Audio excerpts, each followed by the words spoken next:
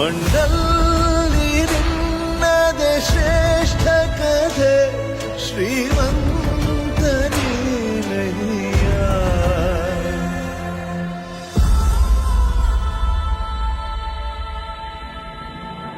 ನಿಂದು ತಾಯಿ ಗುಣ ತೀರೋದಿಲ್ಲ ಋಣ, ನೀನು ನಮ್ಮ ಪಾಲಿಗೆ ಎಂದು ದೇವ್ರಯ್ಯ. ತಾನು ನೋವಾ ನುಂಗಿ ಜೀವ ನೀಡೋ ಮಗ, ನಿನ್ನ ಪಡ್ಕೊಂಡಿದ್ದೆ ಪುಣ್ಯ ಕಣಯ್ಯ.